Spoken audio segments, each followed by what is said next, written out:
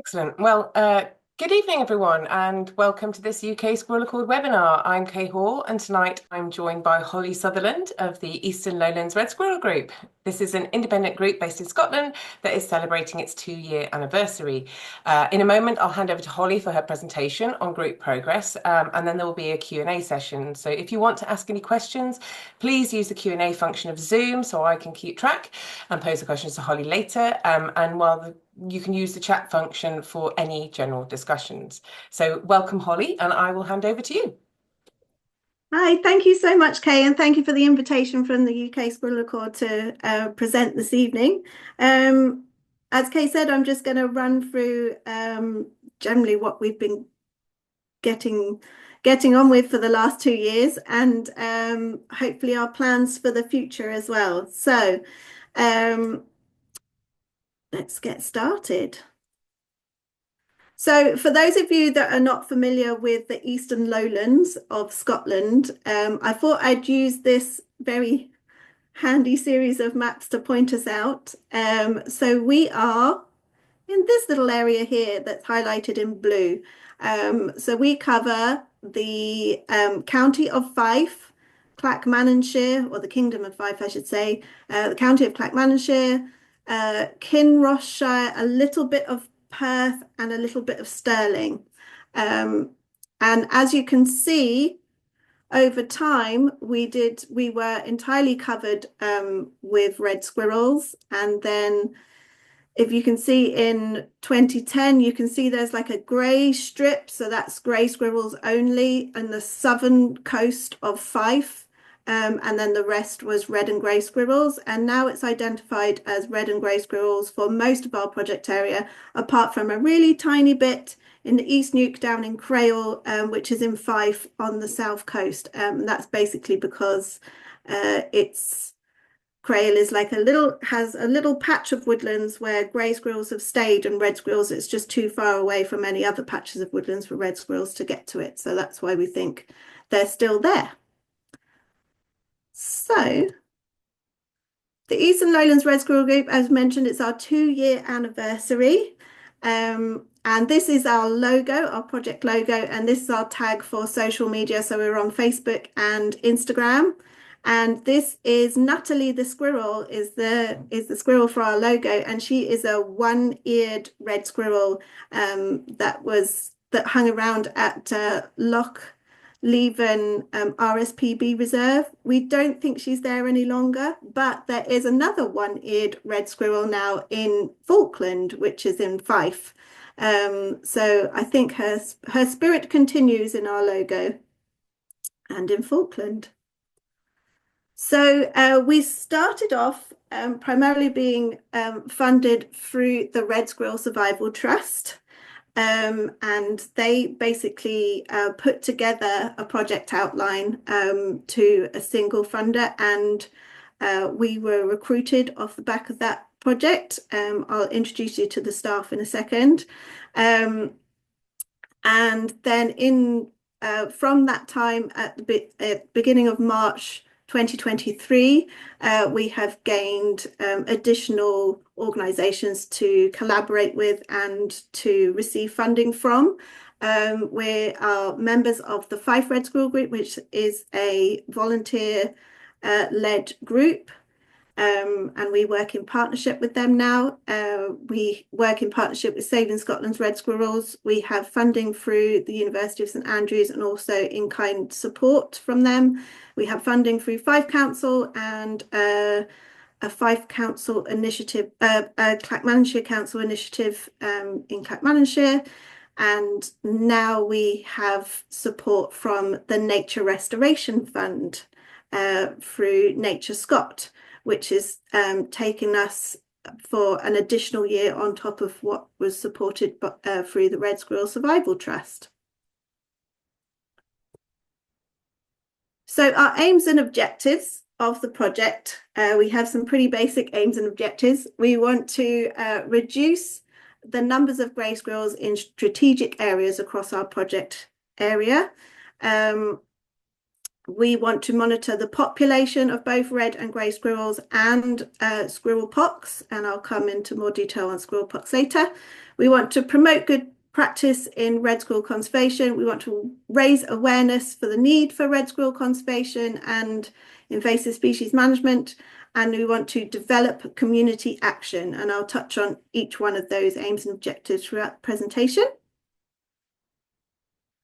So I just wanted to let you know how we fit in with the larger Scottish project, which I'm sure a lot of you are aware of. So that's Saving Scotland's Red Squirrels. So they have an area in the northeast which covers Aberdeen, mostly Aberdeen now rather than the Shire. And they are almost at the point of eradication now. They're now an eradication program, which is fantastic news. They have an isolated population of grey squirrels up in Aberdeen. And then there is the green strip, which is the across the central lowlands. That's called the Highland Line. And that's basically where they're trying to stop grey squirrels spreading into the Highland populations and into Aberdeen. And then there's South Scotland, which is basically a mosaic of red squirrel conservation groups, mostly volunteer led and managed. And there are currently some grey squirrel control staff that are paid via Saving Scotland's Red Squirrels in the south. And they have a lot of work with squirrel pox outbreaks. So we fit in by basically butting up against the Highland Line for Saving Scotland's Red Squirrels.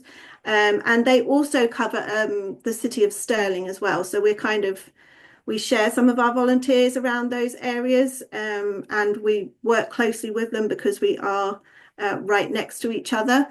But you can see a zoomed in one here. This is basically our project area. So you can see that we cover the whole of Fife, Clackmannanshire, Kinross, and then that little strip of Perth. And then Saving Scotland's Red Squirrels cover a lot of the rest of Perth.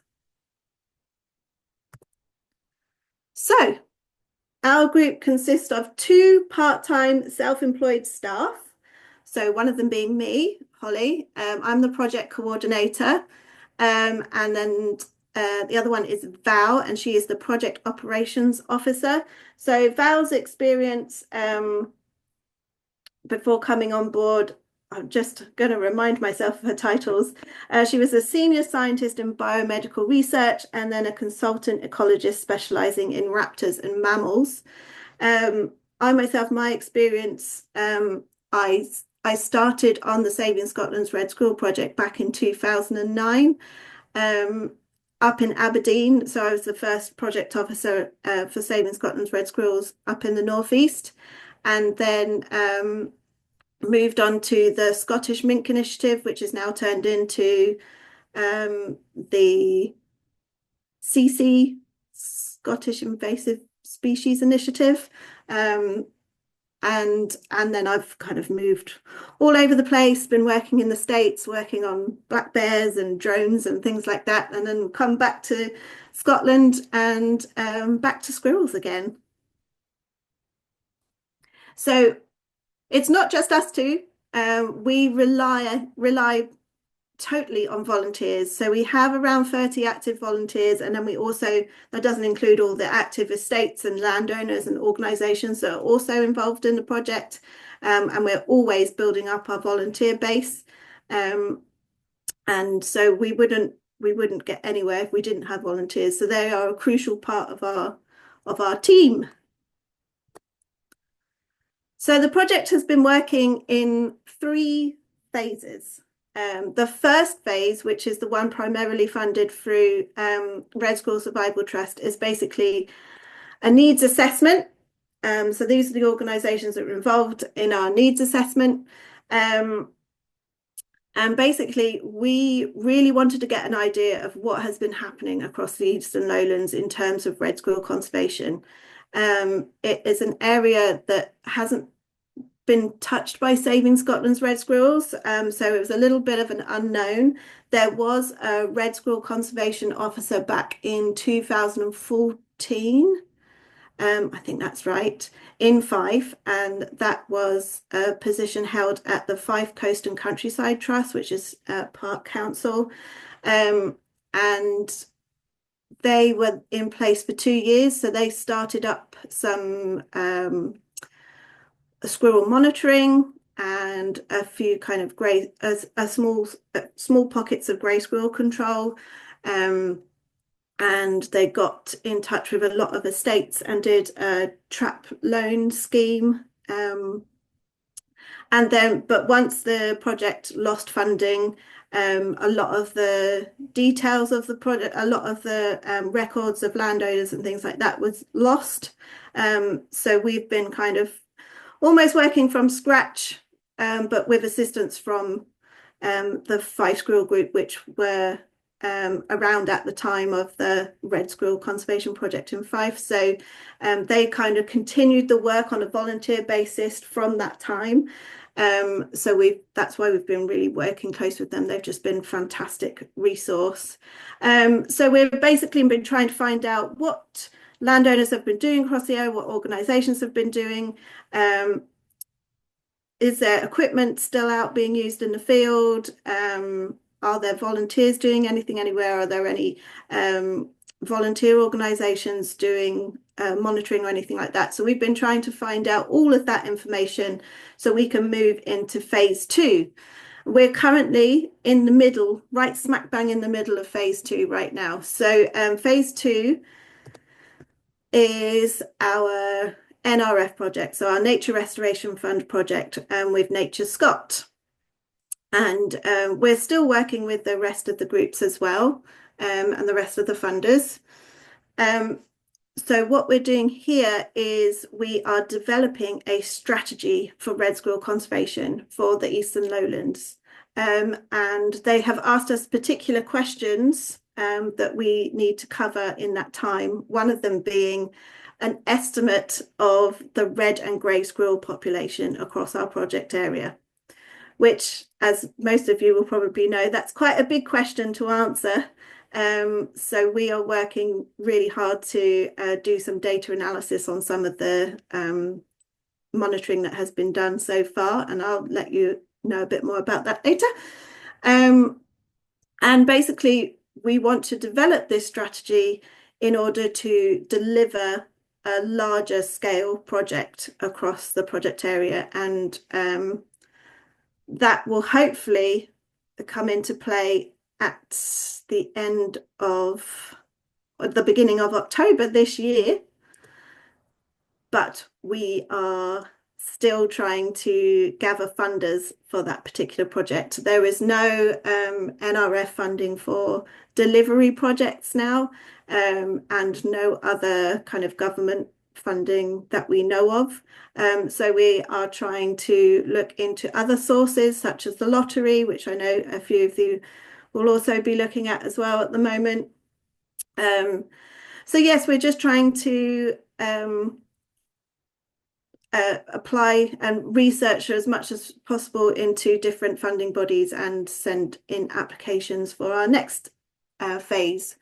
And we hope for that to be a 5-year project, which is ambitious because not a lot of groups get a 5-year project. It's usually 1-year, 2-year projects at the moment with the limiting funding that there is. But we're going to go all in on a 5-year project. And we kind of see it as red squirrel conservation on a budget, with keeping the kind of part-time staff model and working with local communities and local organisations, and getting a lot of volunteer support. So that will be our next stage. So we've had some impact so far, both in the Eastern Lowlands and in Scotland as a whole. So we've connected with many local community groups, landowners and organisations. We've been building a picture of red and grey squirrel populations and red squirrel conservation across the area. So that's where we've been trying to understand who's doing what. We've been gaining funding and support for red squirrel conservation. We just got another agreement for funding yesterday which is great news. We don't actually know the amount yet, but we're hoping it's good. And then we've managed to contain our squirrel pox outbreak. So in case you didn't know, I'll talk about it a little bit more detail later, but we had a single red squirrel identified with squirrel pox in the Dunfermline area, which is in West Fife. And I'll show you that on the map later. But we've managed to contain it so far, which is good news. And then we've also become members of the Scottish Squirrel Group, and we're contributing to the development of the Scottish Invasive Species Strategy and the Scottish Red Squirrel Conservation Strategy. So in promoting good practice and raising awareness, we've been doing a lot of training. So we're doing a lot of volunteer training in partnership with Fife Red Squirrel Group and with other organisations. We've been working closely with the with Tensmuir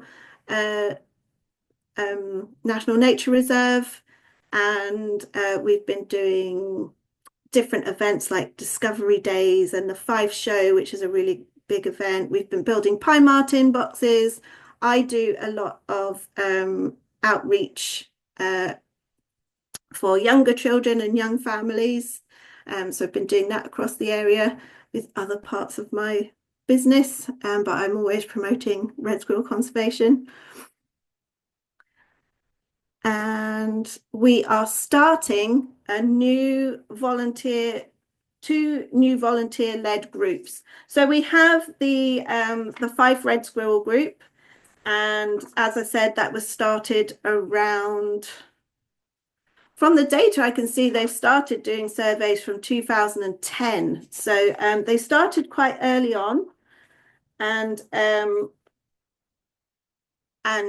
so we've been kind of looking at that model, the Fife Red Squirrel Group model, as well as the model of the volunteer groups in the south of Scotland, to create the Kinross or Kinross-shire Red Squirrel Group and the Clackmannanshire Red Squirrel Group. So that's part of our developing community action.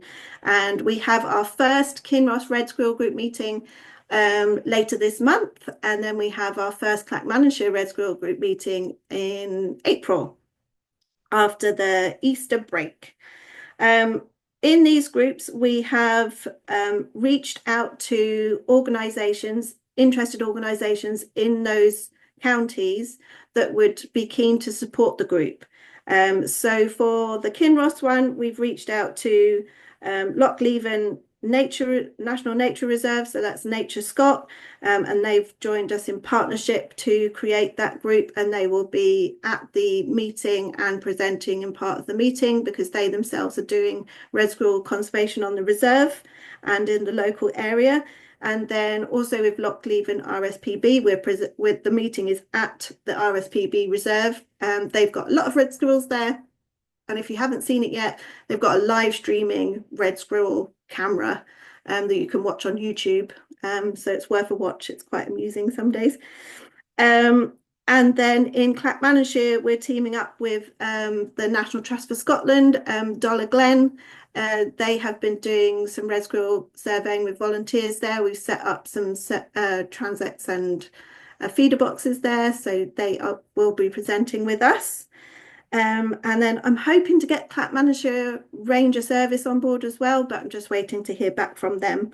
But we're hoping with the creation of these groups that they will help sustain the project. So like Fife Red Squirrel Group, if funding does dip out temporarily, they will still be running. So there will still be volunteers there doing the work. They have the equipment. We're going to hopefully be setting them up with equipment and raising funds for them to get equipment.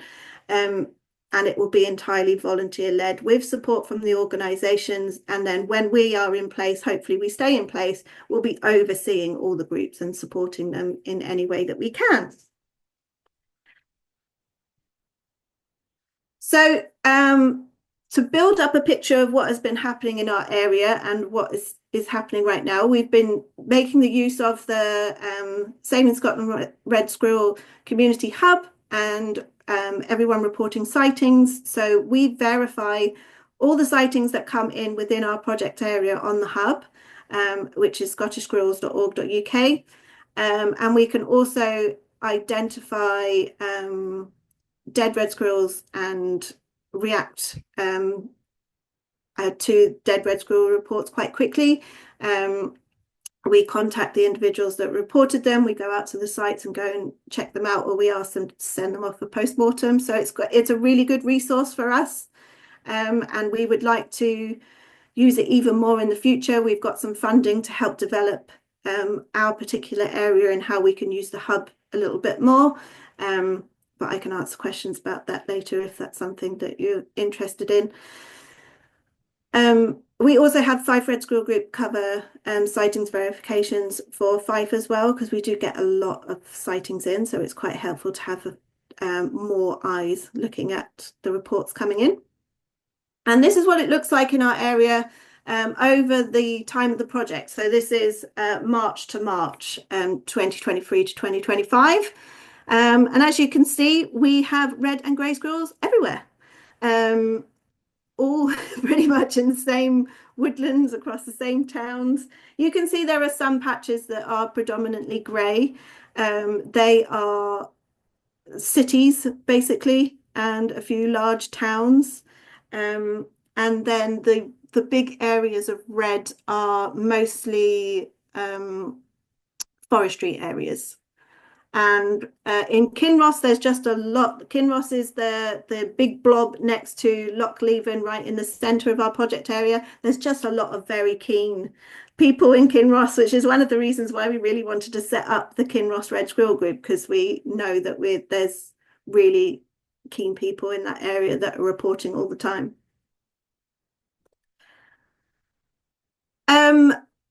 To measure the impact, basically, of if grey squirrel management is working, if our red squirrels are healthy, we are doing spring and autumn surveys. We're also doing year-round surveys as well.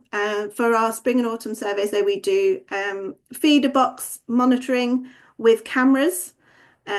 We do use sticky tabs, but I think all of them have cameras. So we have quite a number out across our project area at the moment.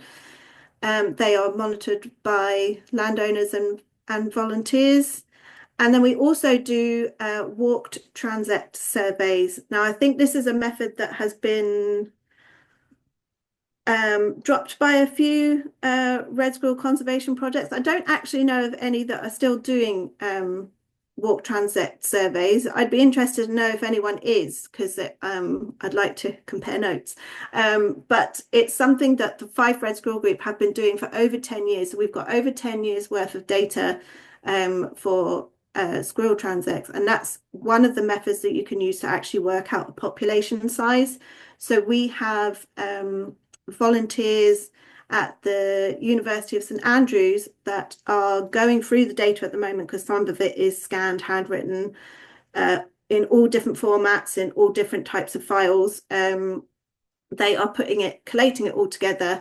We're putting it through EpiCollect, and it's going to be analysed by a master's student voluntarily at the university, and supported through Cream and my husband, who works in Cream.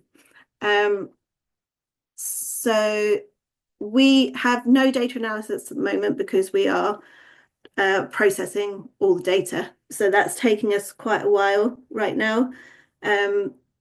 With the camera surveys, they've been particularly useful, not just to identify where red and grey squirrels are. We pretty much know where they are, but it's also to identify the health of red squirrels and also other species in the area, in particular pine marten. We get a lot of pine martens across a lot of our areas on a lot of our cameras.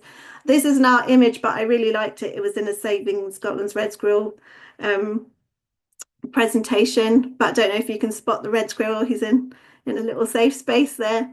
But yes, we do get pine martens on a lot of our cameras in a lot of places where you might not expect them as well. So we have identified pine martens in quite built up areas, which is fantastic news. And it's why we're quite keen to get pine marten nest boxes out to encourage pine martens in areas that are predominantly grey squirrel, which will hopefully help us reduce the grey squirrel population in those areas. So with our camera data, we are putting all of our camera data, or as much as we can, into Mammal Web. For those of you that don't know Mammal Web, it's I think it's now charity status. It's run by the University of Durham. I want to say Durham. I'm sorry if I've got that wrong. I can't quite remember. I think it's Durham. But it's mammalweb.org. And there's quite a few squirrel projects on Mammal Web. We're just one of them. And basically you can submit your data as a trapper, as a camera trapper.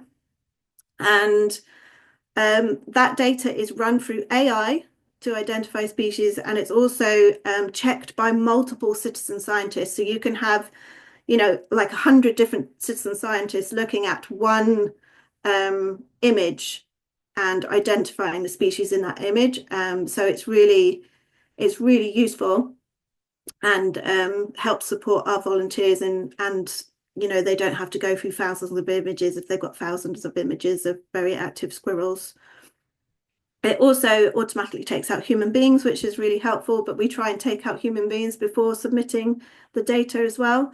And our data volunteers at the university are actually uploading all the data for us. So they've got cards, or they've got all the data on Google Drive, and they're transferring it that way. And they're also going in as citizen scientists and identifying the images as well. So I mentioned that we had squirrel pox in our area. That was last year. At the beginning of last year, we had a report of a dead red squirrel in a woodland just to the north of Dunfermline, which is in Fife. And it's the furthest north dead red squirrel from squirrel pox that's been identified. And basically we put into action a kind of rapid response where we went in and monitored the area. We walked the area looking for other sick red squirrels. We put cameras out everywhere with ground feeding. Then we put traps out that were set. They weren't pre-baited. We just set traps, which is the kind of standard protocol that they use in southern Scotland. And we removed quite a number of grey squirrels from the woodlands, and we had no signs of any further sick red squirrels or dead red squirrels, and we did that over a number of months, and we're hoping that it stays that way. We're back in there now to go and check if everything's okay, and fortunately we have funding to do testing of all the grey squirrels that we capture in that wood for pox, but I'll tell you a bit more about that later. Oh, sorry, I should have put a warning up about the image. I apologize about the image. I assume most of the people watching this would have seen it, but this is what squirrel pox looks like. So it's the signs to look out for. It's basically facial lesions, lesions on the hands or swelling of the hands, and then lesions on the genitals as well. And they can be kind of very lethargic if you look at them from a distance. There has been a press release about a possible squirrel pox outbreak in Bridge of Allen. It was two lethargic red squirrels identified, but there's no proof that it's squirrel pox or that they're suffering from squirrel pox. There's been no dead red squirrels and no postmortems at the moment. So we're hoping it's not necessarily squirrel pox. It could be another disease that's causing them to be kind of slow moving. We did have another slow moving red squirrel identified in Davilla Forest, which is also in Fife. And we have set up cameras in that area to try and track it down. And we've walked through the area and looked for sick red squirrels, but couldn't find any. But the Bridge of Allen case is being dealt with by Saving Scotland's Red Squirrels, and we are dealing with the case in Davilla. So as I mentioned earlier, we do have funding to do blood testing for squirrel pox at Morden, and we have so far put in quite a number of tests, and I think they've run 10, I can't remember the actual number, and we have had some results, but we also, the dead red squirrels are going in for post-mortem at the Royal Dick School for Veterinary Studies in the University of Edinburgh, and they've been informing us of anything that they're concerned about. We've been working closely with them. But these are the results basically that we got back yesterday, I think it was. So I made a very quick map. Basically, we've been sending in as many blood tests as we can from captured grey squirrels across our project area through volunteers that have had the training to take the blood tests.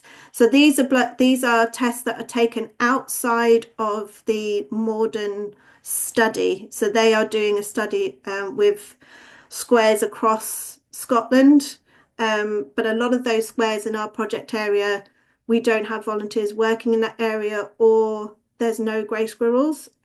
So we've applied for funding to expand the testing basically, and that's what we've done. So you can see the area where we've got the red, green, orange, that is us going back into the woodland just outside of Dunfermline and testing the squirrels that we're capturing in there. So we had one positive grey red squirrel and one that was almost positive. It was either early signs of infection or waning signs of infection, but we don't know. The rest of them have been negative out of all the captures in there, and then the rest of the area has been negative too. But we are waiting on results, so hopefully we'll have more negative results and very few positive results, but we'll have to wait and see on that one. So as I mentioned, how am I doing for time? Okay, I'll try and round up as quickly as I can. As I mentioned, we are trying to reduce grey squirrel numbers in strategic areas. So we are interested in our areas of squirrel pox or possible squirrel pox that has been identified. So we're doing grey squirrel control in those areas. And then we want to protect our basically red squirrel stronghold areas. These are big forestry areas or forested areas that are privately owned. That's just the one in the very centre, that's Falkland Estate and neighbouring estates there. But the rest of them are Forestry Land Scotland forests, which is where there are strong populations of red squirrels. But this doesn't mean this won't be our only focus. If anyone wants to do grey squirrel control across the area, we're not going to say no. We try and help them as much as we can, and we try and recruit volunteers anywhere we can find them. Basically, we are doing grey squirrel control all over at the moment. Which with anyone that would help us, and also there's landowners that are doing their own control. I would mention we don't have the forestry grant scheme funding that a lot of the other areas in Saving Scotland's red squirrels have. We're not considered a priority area, so we don't have that funding, but hopefully in the future we will be considered a priority area. We're trying to work on that at the moment. But yes. So what's next? We want to continue our current efforts. Basically, we're continuing monitoring possible pox outbreaks. We want to continue grey squirrel control and blood sampling. We want to continue monitoring and analyse the survey data and control data with support from the University of St Andrews. We want to grow our red squirrel groups and carry out basically our plans for those two groups and keep assisting on and working with Fife Red Squirrel Group. We want to draft the first strategy by the end of May, which is quite ambitious, but we'll see how it goes. And we want to submit further funding applications to secure funding for the delivery phase. I've put in a quick what you can do in case anyone is from these areas. So we've got our first Kinross Red Squirrel Group meeting on the 22nd of March on a Saturday. We have a training event at Lockhaw Meadows in Fife on the 29th of March. And then we are just confirming the Clackmannanshire one that will be in the Hive in Dulla on the 27th of April. Thank you very much. I'm sorry I went over on time a little bit. No, that's brilliant. Thank you very much, Holly. And if you send me the details of your events, I'm more than happy to help share those Oh, around. yeah, thank you. Yeah, that would be great. Excellent. Well, there aren't. Oh, there is a question. There we go. And also, Roland asked in the chat very helpfully said that yes, the Mammal Web is run by Durham University. So thank you for that. Great. I Um, just had a brain block for a moment. we all get them. It's fine. Roland also asked, can you say now whether pine martens are suppressing grey squirrels where they occur? If not, what data would be needed to demonstrate an effect? That's a good question. No, we can't tell at the moment because we haven't done any data analysis on population sizes yet. And we have very basic presence absence data, which I don't think would necessarily be enough. I mean, it might do over time, but we also don't have a good grasp on the pine marten population. We would have to do a pine marten population estimate, I'm guessing, at the same time. And that data we just don't have. We have that from our cameras, and we have been in touch with the Vincent Wildlife Trust to share that data. We're just literally organising that now. So hopefully they'll be able to add that to their data and we can work from there. But it would be really great to do a study like that. Yeah, Sure. yeah, yeah, definitely. Malcolm says, in the delivery phase, are you aiming for eradication of grey squirrels in your area or parts of it, or is the aim to create long-term control of greys? That is a good question too. So, in the delivery phase, we want to recruit grey squirrel control officers, which is what Saving Scotland's Red Squirrels have done.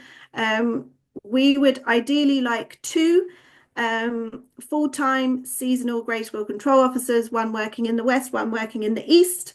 The west would be for primarily focused on squirrel pox, and the east would be our overall plan in this 5 years is to move the population of grey squirrels from the east to the west. Because let me go back to a map where I can show you that. So if you look at our project area here, we're surrounded by water, north, east, south. So it almost acts as an island. So if we were going from the east and removing grey squirrels, moving across to the west, we could potentially secure these populations of red squirrels in these uh, priority areas or these stronghold areas as we move across, and we just continue monitoring as we go across. We monitor to check that nothing's getting through. There are kind of like natural barriers in that there's farmland, like big areas of farmland where there are no trees or limiting tree connections. And that's something that we would really like to work on soon, to work across on the east, because there are plans for tree planting to connect all of these major woodlands. So tree planting, while that's really good for red squirrel connectivity and improving red squirrel genetics in the area, it also enables grey squirrels to move. And so we want to get the control done before they can move across these new corridors. But obviously, that's a long time frame because the trees have got to grow and everything. But yeah, we potentially want to sweep across before that happens. Yeah. Is the eastern edge where the grey squirrels stop, or do you get influx of greys further east from your area? So the eastern edge, there's Oh, seats. sorry, the western edge. Sorry, the western edge. Is the western edge as far as the grey squirrels are, basically, or do you get? Will you? No. So it's No. all because we're on the central belt there. We've got there's Edinburgh and Stirling, Yeah, and we've got large cities. They're all coming from that area, so right. that we will constantly be being fed by grey Yeah, squirrels from the Central Belt. That's yeah. the Central Belt is solid grey squirrels. There's Mm. not That's what I red thought. squirrels. Yeah, yeah. So yeah, that is the issue. But if we're working in partnership with Saving Scotland's Red Squirrels and their aim is to eventually move the Highland Lime south, Mm. we can work with them for them moving it south, us moving it west, and then move down to a narrower land kind of pinch point than we've got at the moment because it's a huge area. We'd like to push it down to a smaller area. Yeah, yeah, definitely. Thank you. David Anne asks, do many of your volunteers shoot grey squirrels or are they mainly trapping? Is it shooting So and we trapping? don't we don't actually have many volunteers that are just check traps. When we recruit volunteers for grey squirrel control, they're usually trained to do grey squirrel control as well.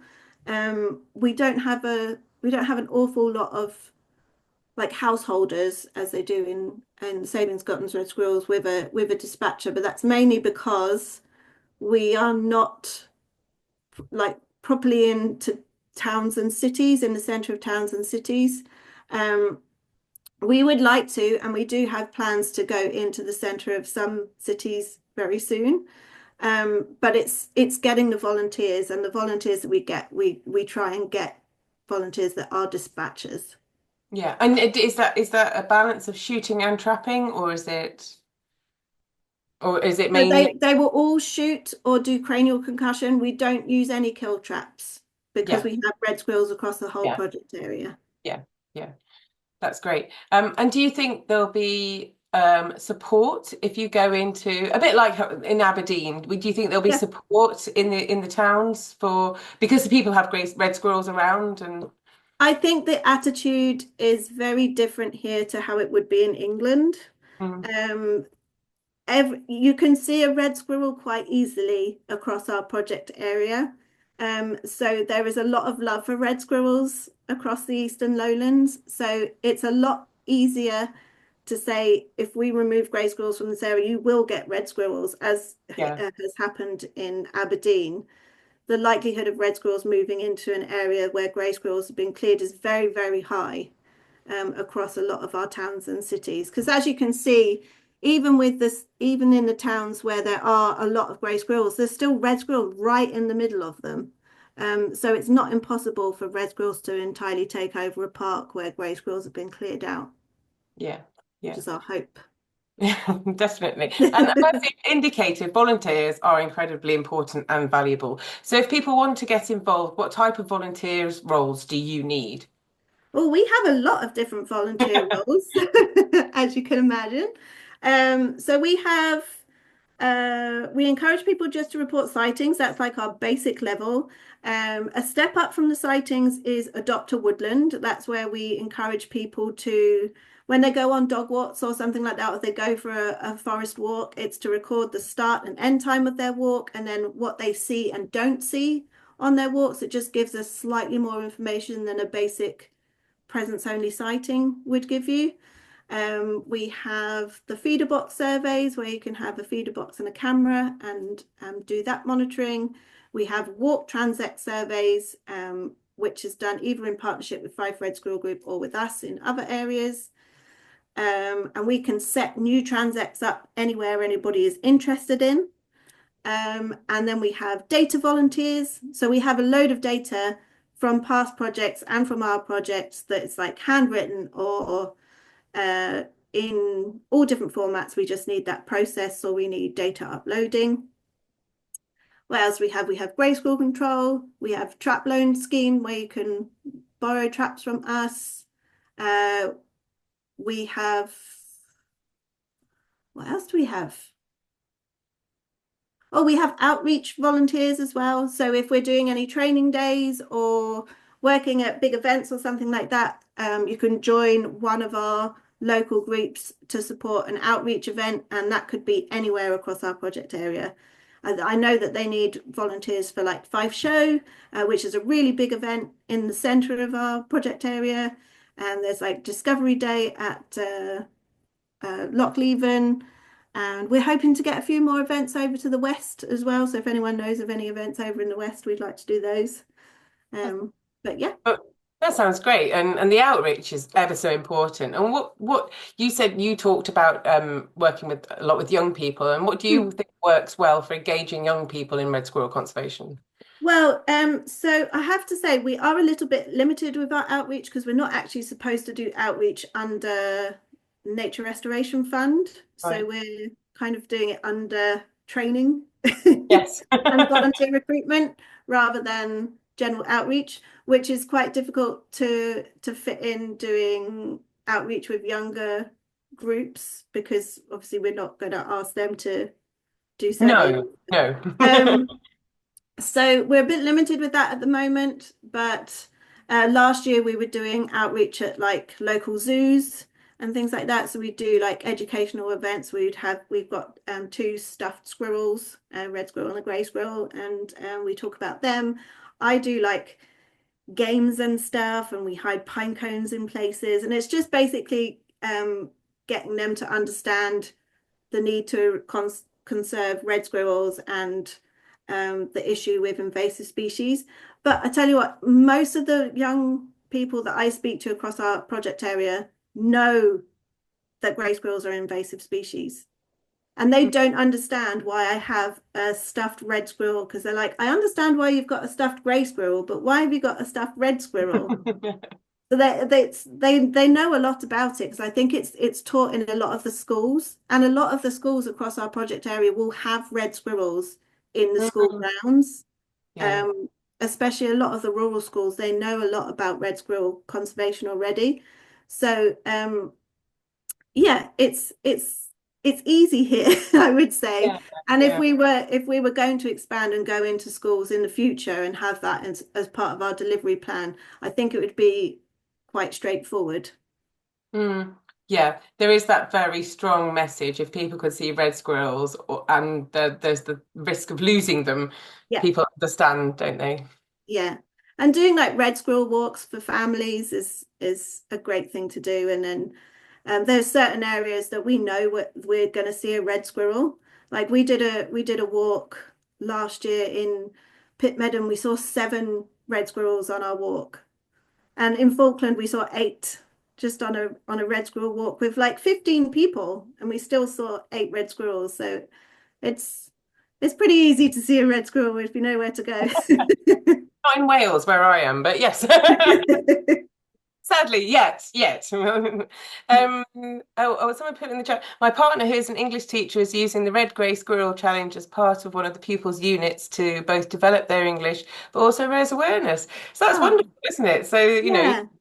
I mean, we're all interested in this natural history GCSE that may or may not come into the curriculum. And I know the red grey squirrel issue is supposed to be part of that, but using it in other classes as well and in other subjects is also possible. So Yeah.